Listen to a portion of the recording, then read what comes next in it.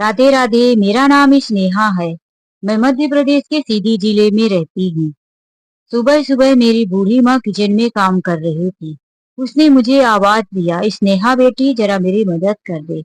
मैं किचन में आकर माँ की मदद करने लगी, लेकिन काम आज ज्यादा था। नवरात्रि का समय चल रहा था। मेरे पिताजी का उपवास था। आज नव दुर्गा पूजा भी था और पिताजी को आज 9 दिन का उपवास छोड़कर आज भोजन प्रसाद भी ग्रहण करना था। इसीलिए कन्या खिलाने के लिए माँ कन्याओं के लिए हलवा पूरी और खीर बनवा रही थी।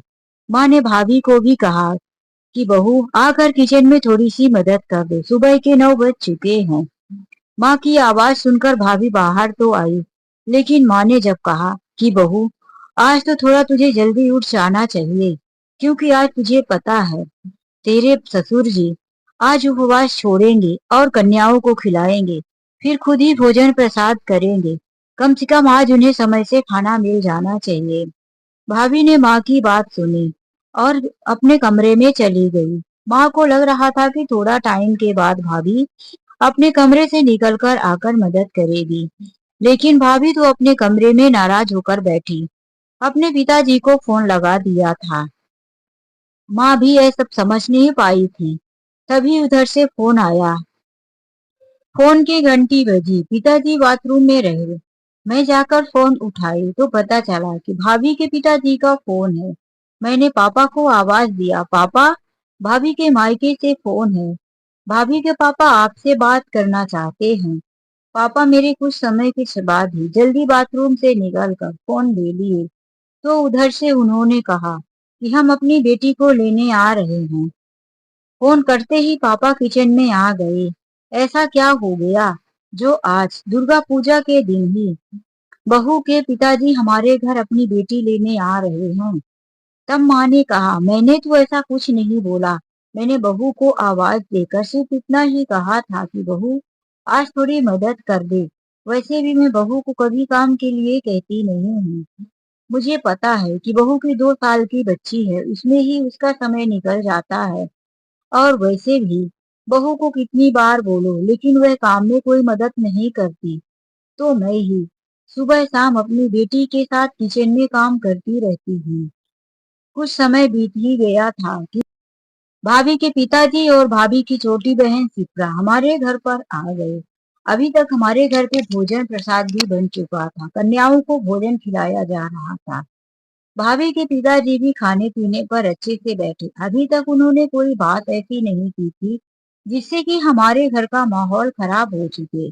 लेकिन कुछ ही देर के बाद उन्होंने हमारे पिताजी को ऊपर छत पर लेकर गए और हम लोग भी वहां पहुंच गए। तो भाभी के पिताजी कहने लगे, बेटी की तैयारी करवा दो, मैं अपने साथ ही लिवा के ले जाऊंगा।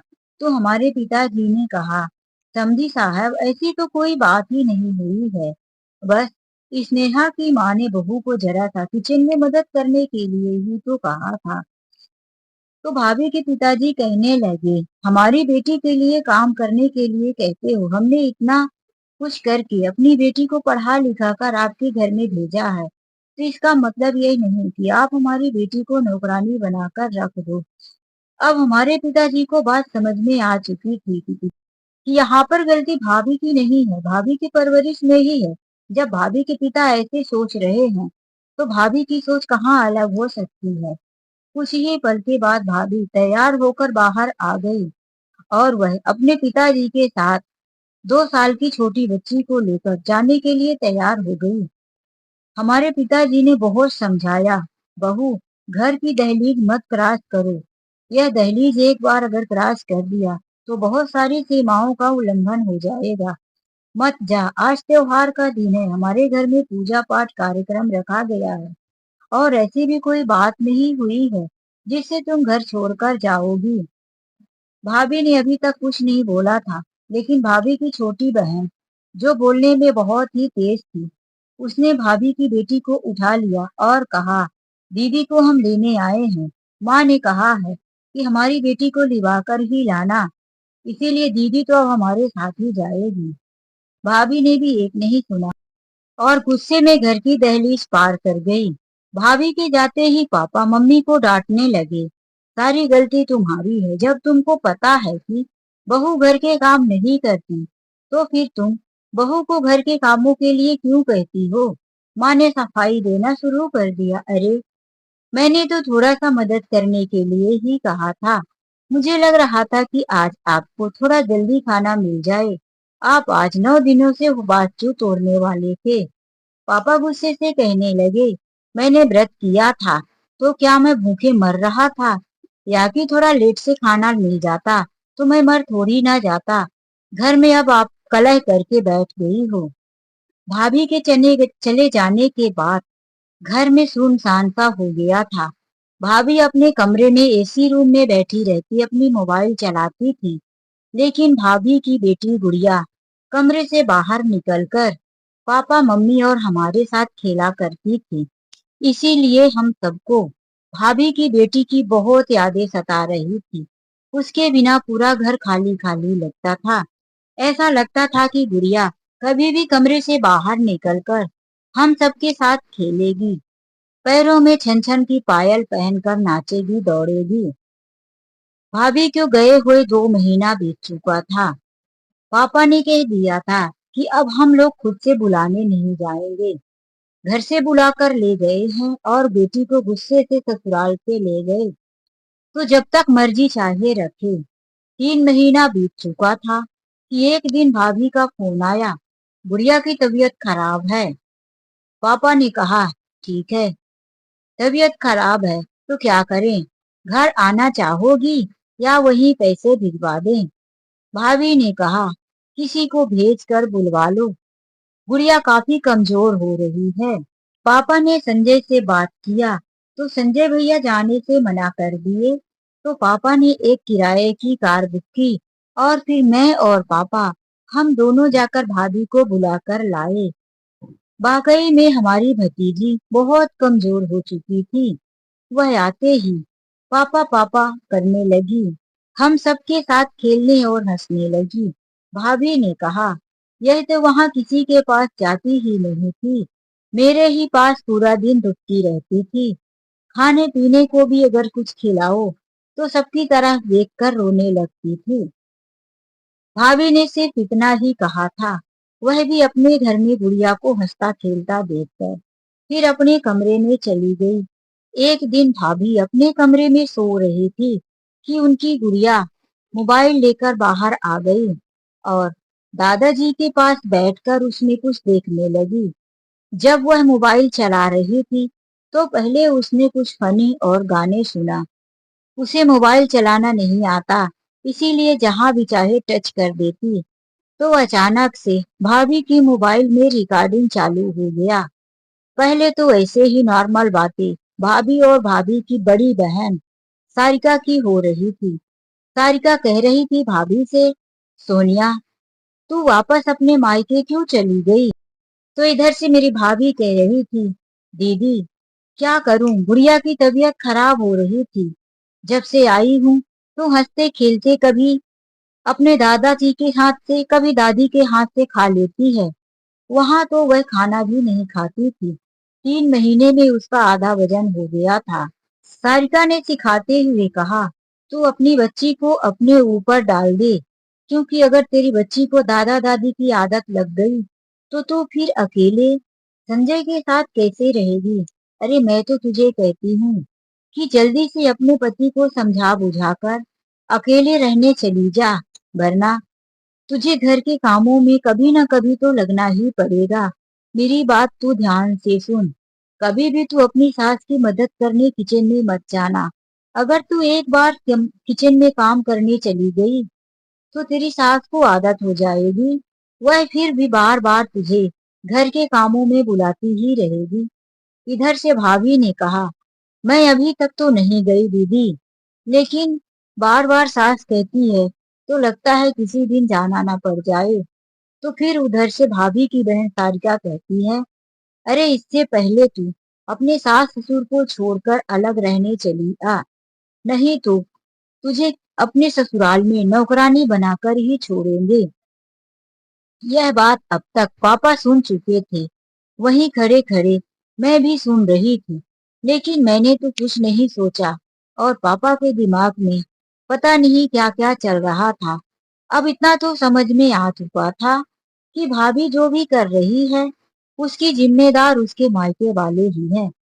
भाभी के पिताजी बुलाने आए थे तो उनकी बात तो सामने ही सुन ली गई थी। अब यहाँ कॉल रिकॉर्डिंग में भाभी की बहन की सोच भी पता चल चुकी थी। अब तो पहले ही पापा ने कह दिया था कि बहू घर पर आ रही है तो तुम बहू से काम के लिए नहीं बोलेगी। माँ ने 2-3 दिनों तक तो कुछ नहीं कहा, लेकिन आखिर माँ भी ठहरी सास। कब तक वह भाभी को बैठाकर उनके कमरे में खाना पहुंचाती रहती। वह कुछ न कुछ भाभी को कहती, बहू थोड़ा आटा गूंद देना, रोटियां बेल देना।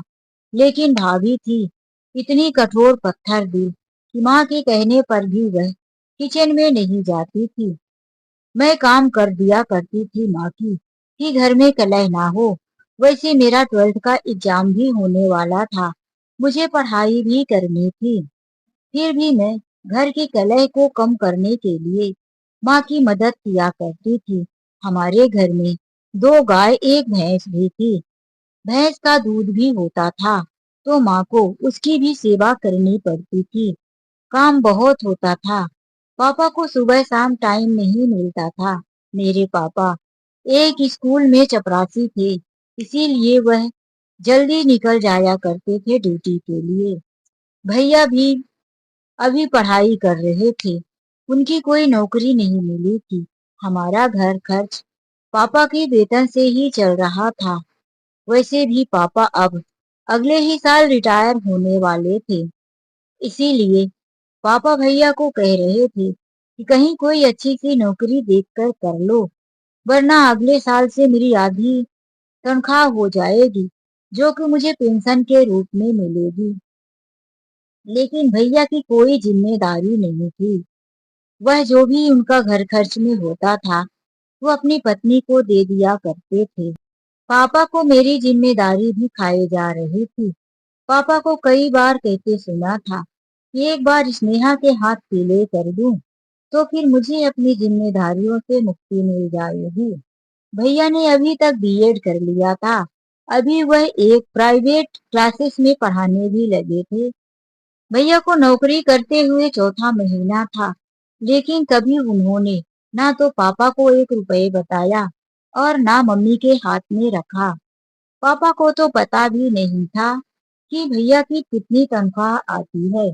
जो भी होता वह अपनी पत्नी के हाथों में ही देते थे।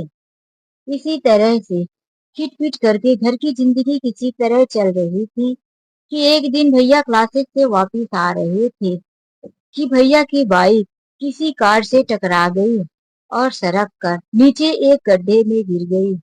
भैया के एक हाथ और पैर में बहुत ज्यादा फ्रैक्चर आया था। हालांकि वह कार वाला भागा नहीं था, भैया को उसने ही उठाया था और उसने ही फोन करके घर में सूचना दी थी। लेकिन कहना है कि भैया की ही गलती थी। भैया ने हेलमेट नहीं पहना था और कान में मोबाइल लगाकर बात करते हुए रॉन्ग साइड में आ गए थे। शायद कमरे में वह भाभी से बात कर रहे थे। भाभी उनसे कोई सामान मंगवा रही थी और फिर भाभी की इच्छा पूरी ना करने की वजह से उन दोनों के बीच झगड़ा चल रहा था। भैया तनाव में बाइक चला रहे थे, इसी वजह से वह रास्ता इधर से उधर कर दिए और दूसरे साइड में आकर उनका एक्सीडेंट हो गया। डॉक्टर ने उन्हें हफ्ते भर एडमिट करने को कह दिया था कि काफी फ्रैक्चर हो चुका है। सारा खर्च पापा का जा रहा था, क्योंकि भैया ने अभी तक तो कुछ अपने पैसे की कोई भी हिसाब ही नहीं दिया था। भैया के एक्सीडेंट के दौरान उनकी मोबाइल बुरी तरह से कुचलकर टूट चुकी थी। पापा ने भैया को अपनी मोबाइल हॉस्पिटल में दे रखा था। पापा आज घर आए हुए थे, तभी उन्हें संजय के बारे में पूछना था कि क्या खाएगा, मैं हॉस्पिटल आने वाला हूँ। तो उन्होंने भाभी का मोबाइल मांग लिया। जा बेटी, थोड़ा भाभी की मोबाइल से भैया के लिए फोन लगाकर मुझसे बात करवा दे। भाभी के कमरे से मोबाइल लाकर मैंने पापा को दे दिया। पापा भैया से पूछ रहे थे कि कोई तुम्हारा कपड़ा चाहिए क्या। भैया ने कह दिया, आज ही पहना हूँ। अभी डॉक्टर राउंड पर आए थे तो कह रहे थे, हो सकता है कल शाम तक छोड़ दूं। इसीलिए पापा मैं यही कपड़े पहने रहूंगा। घर में आकर फिर नहा धोकर दूसरे कपड़े पहनूंगा। पापा ने कह दिया, ठीक है, तो फिर मैं खाना ही लेकर आता हूँ। भैया ने कहा, पापा डॉक्टर एक नया मलहम और कुछ दवाइयाँ लिख कर गए हैं। मैं आपको फोटो भेज रहा हूँ। आप आते आते बाहर से दवाइयाँ ले लेना। हॉस्पिटल के अंदर दवाइयाँ कुछ ज्यादा महंगी पड़ जाती है। तो पापा ने कह दिया, हाँ ठीक है, फोटो भेज दो। पापा दवाइयों को देख रहे थे, तभी उन्हें कुछ कॉल रिकॉर्डिंग दिखा, क्योंकि भैया ने 2-3 फोटो और वीडियो भी भेजा था। पापा भाभी की मोबाइल को फोटो वीडियो देखते हुए कॉल रिकॉर्डिंग टच कर गए, क्योंकि भाभी की मोबाइल पापा चलाते नहीं थे। दूसरे का मोबाइल हाथ में आता है तो इतनी जल्दी सब कुछ समझ में नहीं आता। तो फिर से उन्हें कॉल रिकॉर्डिंग सुनाई देने लगी। पापा ने पहले कॉल रिकॉर्डिंग सुना था, इसीलिए इस बार वह जानबूझकर सुनने लगे कि आखिर इस बार क्या बातें हो रही है। तो उन्होंने सुना कि फिर से भाभी की बहन सारिका कह रही थी, बहुत बुरा हुआ सोनिया तेरे साथ। अरे तेरे पति का एक्सीडेंट हो गया। कहाँ तू अलग रहने की बातें कर रही थी और कहाँ यह तेरे ऊपर यह बला आ गई। इधर भाभी कह रही थी, दीदी उन्हें बहुत चोट आई है। उनके हाथ और पैर में बहुत जख्म आया है। उनकी मोबाइल भी टूट गई है। तो उधर से भाभी की बहन ने एक बार भी नहीं कहा कि हाँ तू चिंता मत कर, तेरे पति जल्दी ठीक हो जाएंगे। ऐसी सहानुभूति वाली कोई बात ही नहीं हुई। डायरेक्ट उसने कह दिया, अरे सब तेरे ससुराल वालों का नाटक है। चाहते तो तेरे ससुर दूसरी मोबाइल लेकर अपने बेटे को दे सकते थे, लेकिन उन्होंने तेरे पास मोबाइल ना रहे, घर का काम चलता रहे, इसीलिए अपनी मोबाइल देकर घर में सब लोग तेरी मोबाइल यूज कर रहे हैं। अब तेरा पति घर आने वाला है तो तू एक नई मोबाइल उनके लिए खरीदवा देना और कोशिश जारी रखना कि तुझे अलग रहना है। अगर तू अपने घर वालों के साथ रही तो एक दिन देख लेना, मेरा ही देख ले, मैं कैसे अपने पति के साथ कितना जुगाड़ लगाई, तब तो जाकर मैं अलग रहती थी। हुआ ये था कि भाभी की माँ दो थी, एक छोटी भाभी की माँ और एक बड़ी माँ। भाभी के जो पिताजी थे, बड़ी पत्नी से उनकी कोई संतान नहीं हुई थी। इसीलिए उन्होंने दो शादियां की थी। पहली पत्नी दूसरी जगह रहती थी, जहाँ पर भाभी की बड़ी बहन और दामाद उनके साथ ही रहा करते थे। इसीलिए वह सिखाया करती थी कि देख मैं कैसे आराम से अपने मायके में आकर रहती हूँ, अपने सास ससुर की सेवा नहीं करती। अगर तू चाहे तो यहीं आकर हमारे साथ रह सकती है, नहीं तो तू अपने पति के साथ कोई अलग से किराए का मकान ले ले और उसमें रहने चली जा। सास ससुर की सेवा नहीं करनी पड़ेगी और खिसपिस भी नहीं सुननी पड़ेगी। अपनी आजाद जिंदगी होती है ससुराल से अलग रहकर। जो चाहो वह खाओ, जैसा चाहो वैसे रहो। यह सुनकर भाभी के मन में भी अलग रहने के उत्साह हुआ करते थे। पापा ने कॉल रिकॉर्डिंग सुनकर मोबाइल वापस वहीं रख दिया और हॉस्पिटल चले गए। भैया के आते ही भाभी ने फिर से नाटक शुरू कर दिया। वैसे भी भाभी कोई काम तो करती नहीं थी, लेकिन अब भैया की भी सेवा थी, जिसे माँ को ही करना था। यदि माँ कहती भी कि बहू थोड़ा संजय के लिए कुछ नाश्ता बना दे, फ्रूट काट दे, तो कह देती, माँ मुझे गुड़िया के लिए ये करना है, गुड़िया का काम कर लूं तो देखती हूँ। तो माँ को लगता कि मेरा बेटा इतने दिनों तक हॉस्पिटल में था, अपने बेटे की जिम्मेदारी बहू के ऊपर देखकर उसे वापिस से तकलीफ क्यों दूं। इसीलिए माँ ही भैया की भी सेवा करे जाती थी। भैया को देखने के लिए भाभी के बड़े वाले जीजा जी आए तो वह पापा जी से छत पर ले जाकर कहने लगे कि देखिए मुझे आपके घर के बारे में सब पता है। मेरी पत्नी घर से जैसी जैसी बातें करती है तो वही चुपचाप मैं सुनता रहता हूँ। आपको लग रहा होगा कि मैं ससुराल में घर जमाई बनकर रहता हूँ, कितना नाकारा और निकम्मा हूँ। लेकिन मैं क्या करूँ? मेरी पत्नी ने मुझे मजबूर कर दिया। मेरे माता पिता से रोज झगड़ा करती थी। मेरे माता पिता परेशान होकर कहने लगे, बेटा तू इसके साथ चले जा ताकि तेरे जीवन में सुख शांति बनी रहे। हमारा क्या है, हम किसी तरह से अपना गुजारा कर लेंगे। अंकल जी, मैं अपनी पत्नी के साथ दो बच्चों के लिए रह रहा हूँ, नहीं तो मेरी पत्नी घर में तूफान मचाकर रख देती है। मेरी मजबूरी है। लेकिन आप ध्यान रखना, कहीं आपकी बहू भी आपके साथ ऐसा ही ना कर दे। तो पापा ने बताया, क्या करें बेटा, दोनों बहनों का एक ही हाल है। यहाँ मेरी बहू भी हम सबको परेशान करके रखती है। घर के किसी भी काम में हाथ नहीं लगाती। और उसकी बड़ी बहन यानी कि तुम्हारी पत्नी पूरा दिन कान भरती रहती है। गलती से ही सही मैंने दोनों बहनों की कॉल रिकॉर्डिंग सुन लिया है। तो भाभी के जीजा जी कहने लगे, मैं वहां उसे मना भी नहीं कर सकता। वह भले ही अपने मायके में है, लेकिन मुझसे लड़ने में कोई कमी नहीं छोड़ती। ये सब बहनें एक जैसे ही है। ये छोटी वाली सिपरा तो और भी तेज है। जिसके घर जाएगी तो उसका घर बर्बाद करके ही रखेगी। गुस्से से वह छोटी बहन को भी कहने लगे। मेरे ही पापा समझाने लगे कि ऐसा मत बोलो, जाने दो। फिर उनके जाने के बाद मामा जी घर पर आ गए और मामा जी ने बताया कि उनकी बेटी की शादी है। माँ को भी जाना था। तो माँ ने कहा, भैया अभी तो शादी में पूरे 15 दिन बाकी है। जब 2 दिन रह जाएगा तभी मैं आऊंगी। इधर संजय की भी तबीयत ठीक नहीं है। घर पे कोई करने वाला नहीं है, तो हम कैसे आ पाएंगे? घर का कौन काम करेगा? और यहाँ मेरी दादी थी कि बिस्तर से उठती नहीं थी। मेरी दादी की उम्र 90 साल हो चली थी। मेरी माँ अपनी सास की बहुत सेवा किया करती थी। अब मेरी दादी अपने बिस्तर पर ही खाना पानी सब मंगाकर खाया करती थी। यहाँ तक कि मेरी माँ अपने हाथों से उठाकर दादी को खिलाती पिलाती थी। वैसे मेरे एक और चाचा भी हैं जो शहर में रहते हैं, लेकिन वह दादी को कभी ना फोन पर पूछते हैं और ना ही दादी के लिए कुछ पैसे भेजते, क्योंकि उनकी पत्नी मेरी चाची मॉडर्न जमाने की औरत है। उनके विचार भी भाभी से मिलते जुलते हैं। इसीलिए वह कभी भी दादी के बारे में कोई मतलब नहीं रखते।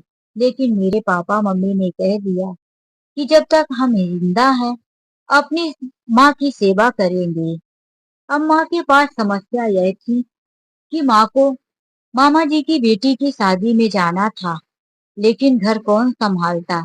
जब भाभी को पता चला कि मेरी सास अपने मायके जाने वाली है, तो उसने अपनी दीदी सारिका को तुरंत बता दिया। सारिका ने एक प्लानिंग बनाया। 4 दिन पहले ही उसने कह दिया कि सोनिया तू जल्दी से जल्दी चली आ, इधर बड़ी माँ की तबीयत बहुत खराब है, उनका अंतिम समय चल रहा है। तो भाभी ने घर में कह दिया कि आप तो शुभ कामों में जा रही हैं माँ जी, शादी में जा रही, अपनी भतीजी से तो कभी भी मिल सकती हैं, लेकिन बड़ी माँ मेरी इस दुनिया से चली गई तो हम कभी नहीं मिल पाएंगे। अब यह बात मेरी माँ और मेरे पापा को भी बुरी लगी कि आखिर बीमारी में तो जाना ही चाहिए।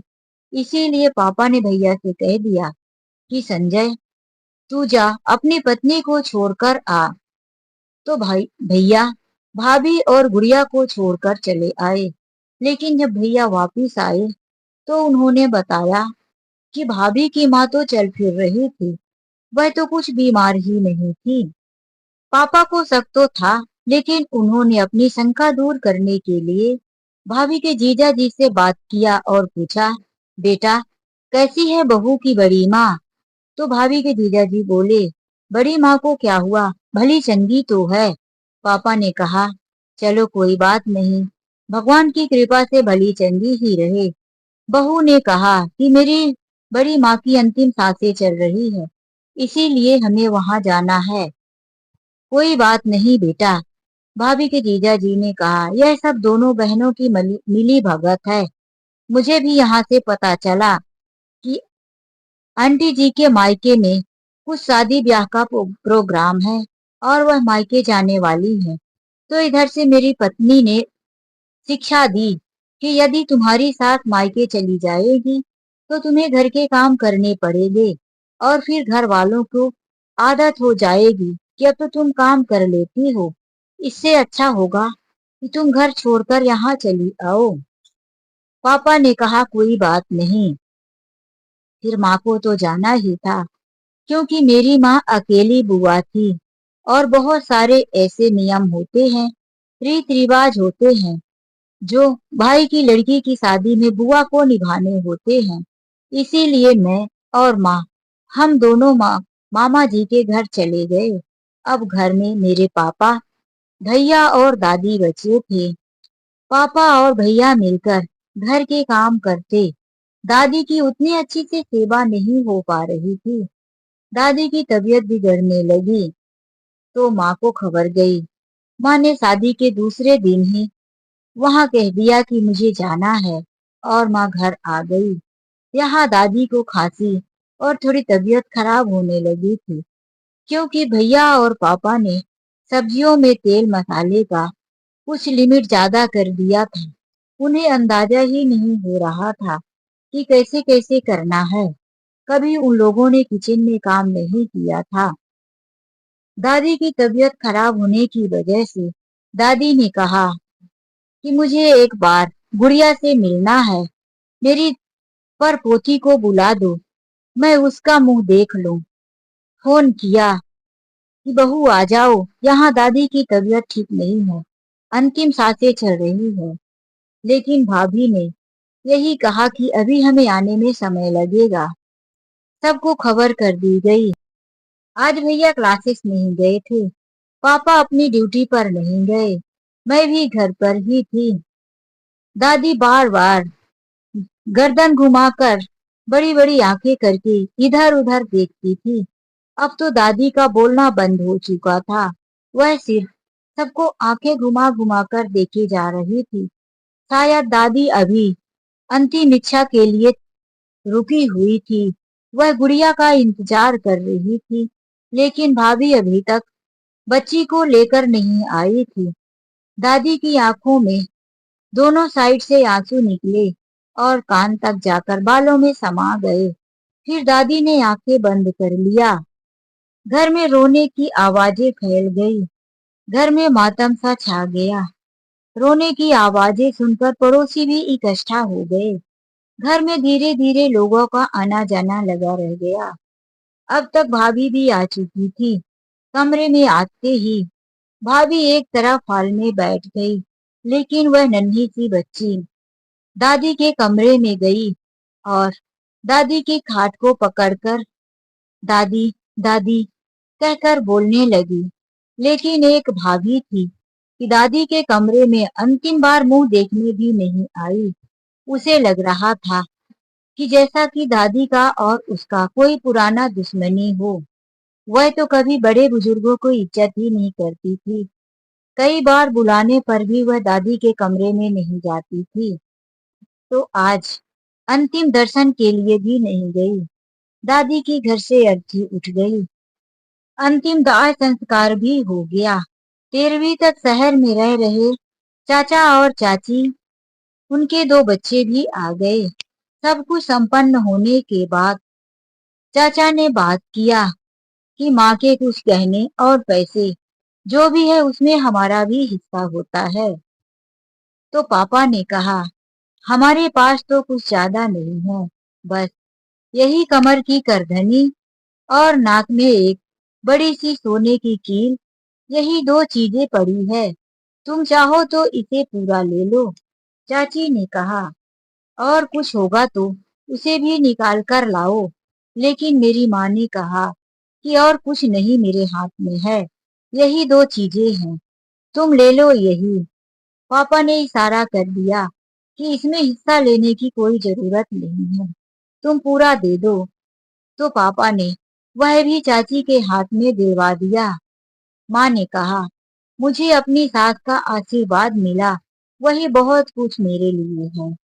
कुछ ही दिनों के बाद दादी की करधनी और नाक में जो सोने की कील थी, वही चाची लेकर चली गई। पापा ने बताया कि दादी के पैरों में छोटे छोटे कड़े पतले थे, वह मैंने नहीं निकाला था और वह साथ में ही चले गए। कोई बात नहीं, जो बचा है मुझे वही दे दो। माँ की कुछ निशानी मुझे भी तो मिलनी चाहिए। चाचा ने मुस्कुराते हुए यह कहा और वही दो चीजें ले लिया। जिस घर में हम रह रहे थे, उस घर में तो चाचा चाची का कुछ नहीं बनता था, क्योंकि यह घर पापा ने अपनी मेहनत की कमाई से बनवाया था। पहले जो दादा दादी का घर था, वह पहले ही बिक चुका था चाचा की पढ़ाई में। तभी तो आज चाचा शहर में जाकर नौकरी करते थे। लेकिन मेरे पापा ने इन सब बातों को बोलना उचित नहीं समझा। चाचा चाची सारे कार्यक्रम होने के बाद चले गए। एक महीने के बाद भाभी से छोटा एक भाई था, जिसका नाम बबलू। उसकी शादी थी। भाभी के पिताजी का कहना था कि पहले बबलू की शादी कर दे, उसके बाद शिप्रा की होगी। भाभी अपने मायके जाने के लिए 10 दिन पहले से ही तैयार हो गई थी। भाभी ने पिताजी से पैसे लिए। वह कभी भैया के पैसे तो देते नहीं थे। उसने अपने लिए बहुत सारी शॉपिंग की और अपने मायके चली गई।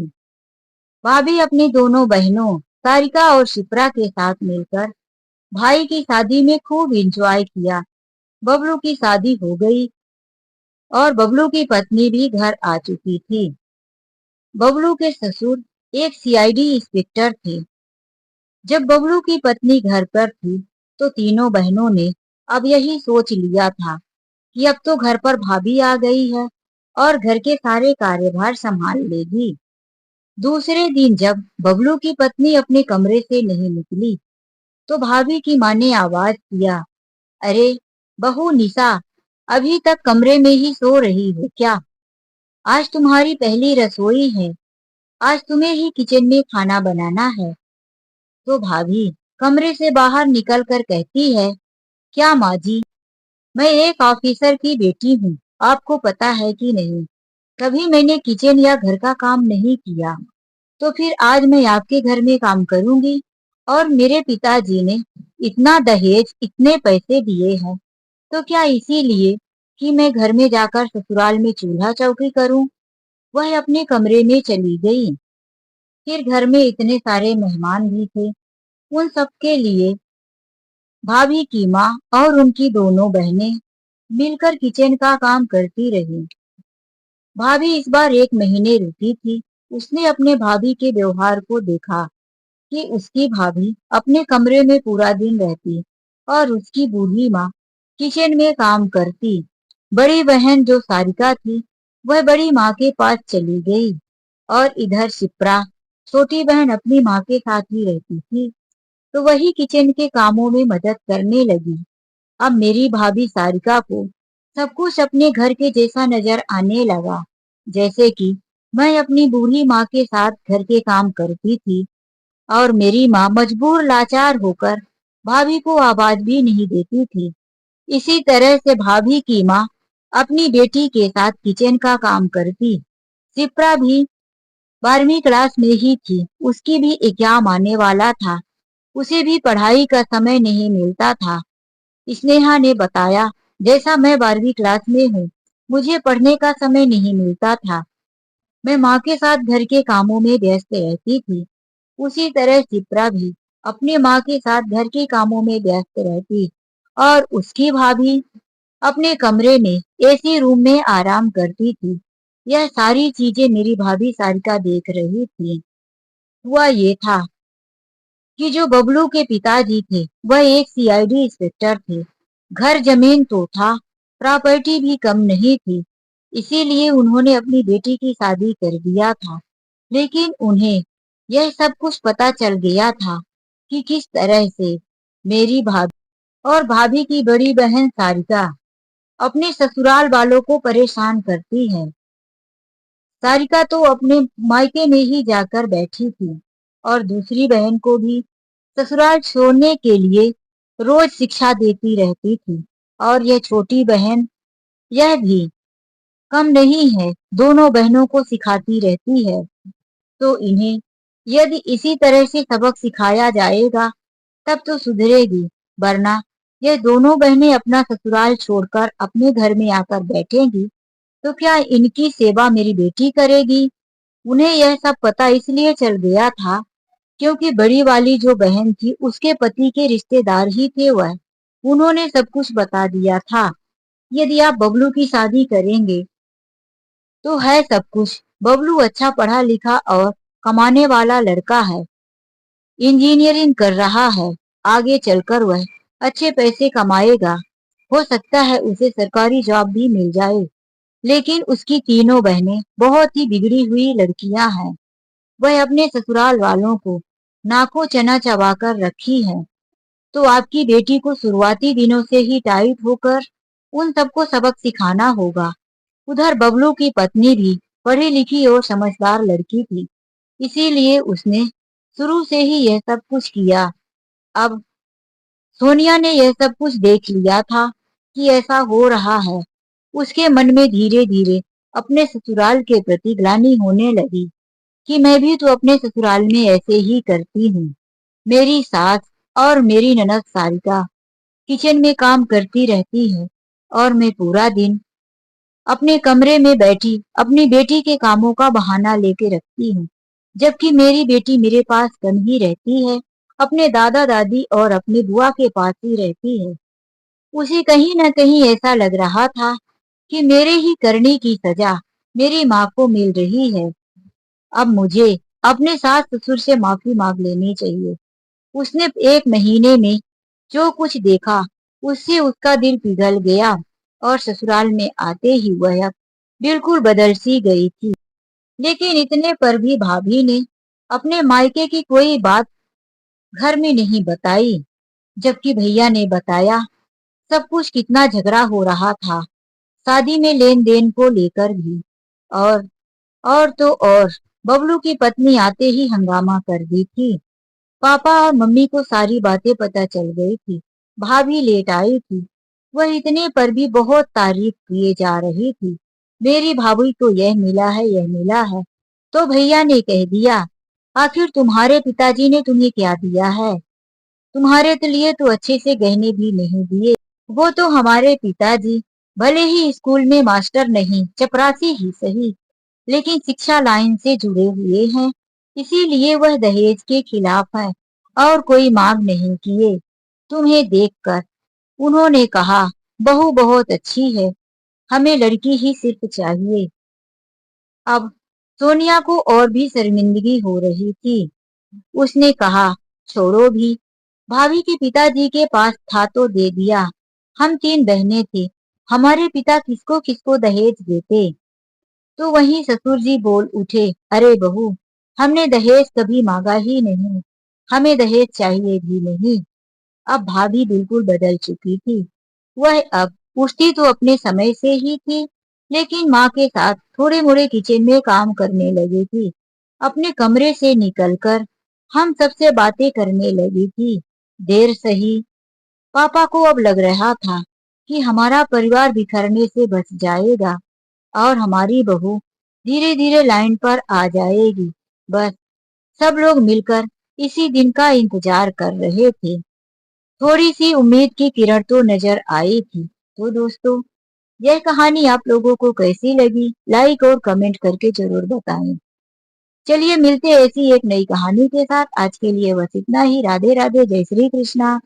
यदि यह सामाजिक कहानी आप लोगों को अच्छी लगी हो तो प्लीज, चैनल में पहली बार है तो सब्सक्राइब कर दीजिए। आपका एक सब्सक्राइब मुझे अगली वीडियो बनाने के लिए बहुत कुछ मोटिवेट करता है। जय श्री कृष्णा, राधे राधे।